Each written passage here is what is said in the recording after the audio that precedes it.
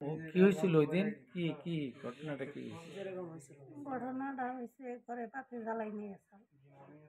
আমি শুয়েছিলাম, পরে চৈতন পাইছি।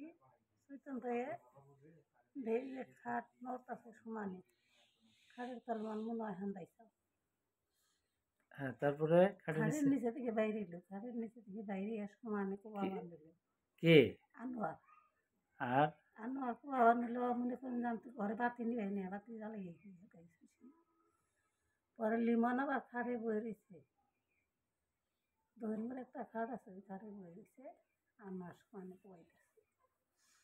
পরে খুব খাই আমি আবার পড়ে গেছি, রক্তের তারা ঢল কেটেছে ধুয়ে আনছি।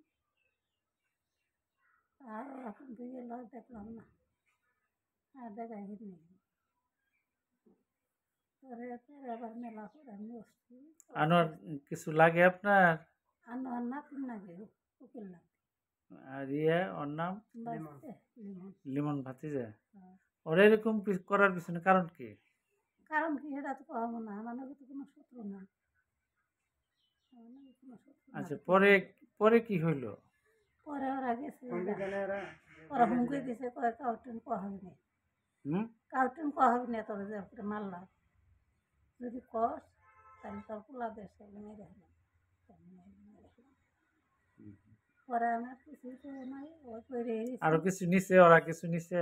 ওরা এই যে কানে গয়না চালহি গয়না নিছে, কিছু না, টেয়া নিছে কিছু 4,000। 4,000? হ্যাঁ, 4,000 টেয়া গেছে। পরে আবার করে আমি তো ওরা কি কোনো নেশাগ্রস্ত? তাই তো একজনের নেশা করে। হ্যাঁ, নেশা করে হ্যাঁ, দুটাই? একটা কেরা? আনোয়ার। আনোয়ার নেশা করে? আনোয়ার নেশা করে। আরেকটা? আরেকটা আমার বাইশতে, ওটা হয়তো আমার নেশা করে না, বিয়ে করছে 4-5টা, 3-4টা বিয়ে করছে। ও আচ্ছা আচ্ছা, এটা কি কি চান? এটা কি প্রতিবাদ চান বা কিছু চান? এটার বিচার চাই, আর কি চান।